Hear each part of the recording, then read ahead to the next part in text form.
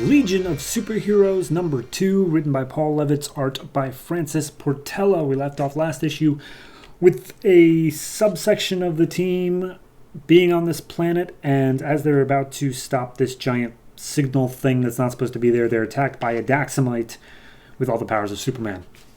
And so she picks up, same place, with them being attacked by the Daxamite. His name is Rez Ver, and he's especially pissed off the Legionnaires because I guess the Legion of Superheroes is part of some conspiracy to keep the planet of Daxam, like, prisoner or something, or at least that's what he thinks.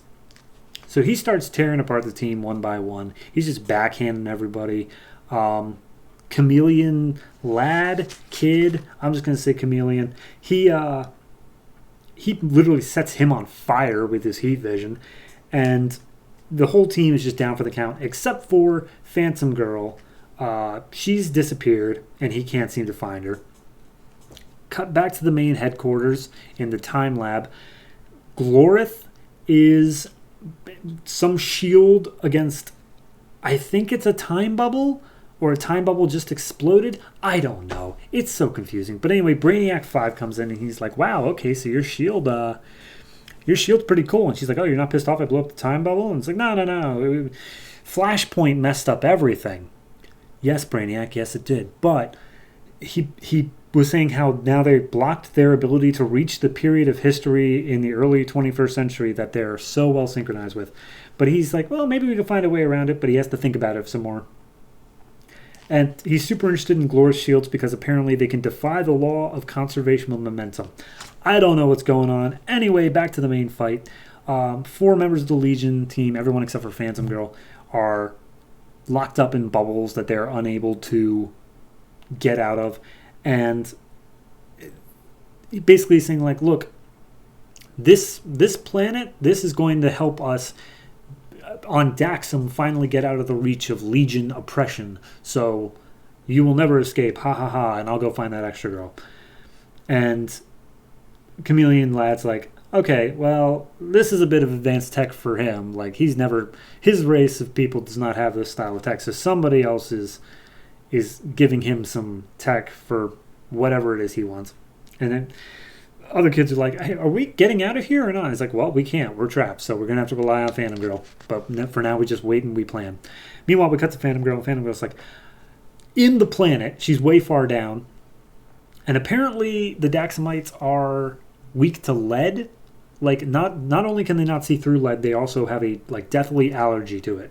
And she's just hanging out inside of this planet that has a decent amount of lead, and he's like, I'm just going to wait it out and hope that my help signal reached whoever could, help. We then cut to the Legion headquarters on Earth. Mon-El, another Daxamite, this time with the Legion, is already on his way to take them out. And Element Lad is the only person who might be able to rival the power of a Daxamite. So they're like, hey, we need you to go too. And then we get an explanation as to the Daxamites. This is already what I explained to you, the allergy to lead and whatever. Then we get a cut to a graveyard of heroes where someone named Earthman is dead. And someone named Shadowlass that we're introduced to is grieving over his grave. And a bunch of other Legionnaires are like, okay, we got to go though now. There's big things going on. He's like, no, let me stay. The herd is too much. And then someone named Polar Boy and someone who has fire powers, I don't even know. Polar Boy hits on that. It doesn't matter. It literally affects nothing. So we cut back to the Daxamite who is just explaining, like, yes, the girl has disappeared. She won't be able to interfere with our next step. You've been recruited to help this day. The Daxamites will be the most powerful world in the galaxy. And now that he has some potion that Brainiac 5 made so that Mon-El isn't affected by the lead allergy, so now he can save his planet, I guess, with it. I don't know. In that exact moment, Phantom Girl sneaks into the lab where they're being held. He's like, hey, I'm not here to, save you guys yet, but I just need to make sure you're okay. And Chameleon's like, get the hell out of here before he hears you. And, of course, he heard her. Tries fighting her. She's like, okay, well, I'm just going to go back underground now, bye. But before she can, she is captured. Or at least she starts to be captured. And then Mon-El comes in. fights the other Daxamite of Resvir. It's a big brawl, lasts over like 2 or 3 pages. Finally, Resvir's like, look, you should be helping me. Daxam's being held prisoner by the Legion. He's like, hey, dumbass. Daxam is allergic to lead, which is everywhere in the universe. They're in quarantine so they don't die. And he's like, the liar, we're stronger than that. And plus, they've got a potion that could totally save us. Why aren't they giving us this medicine and whatnot?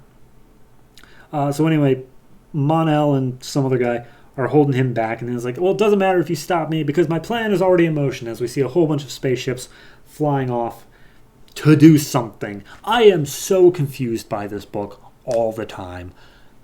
Genuinely and truly. It jumps between like 18 different plots, and the one that I know is the main one, the one with the Daxamites, it's like, maybe I'm just putting too much thought into it, but it seems like way too basic, you know?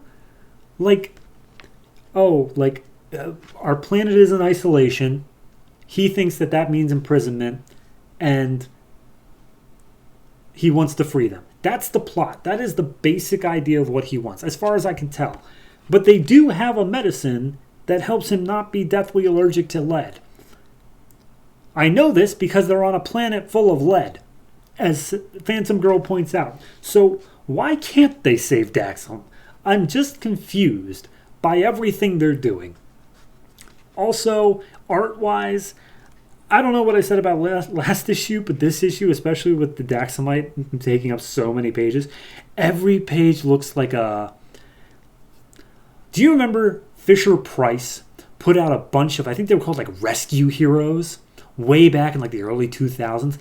He looks like them all the time. He's got the exact proportions down. It's ridiculous how close it is to that. And it's got the same sort of shading and everything. I don't know. I don't know why that popped in my head, but that's like the perfect comparison, and it just doesn't look right. So I don't really like the art. I don't really like the story. Unfortunately, I've got to give this one like a 3. I'm not into it. I'm really not. Maybe it'll turn it around, but this one, I'm just not into any of this right now. It's confusing. I don't care. There's so many characters I can't bring myself to care about any of them. It's just not good right now. Maybe it'll get there. It's a long trade, but I'm not looking forward to it.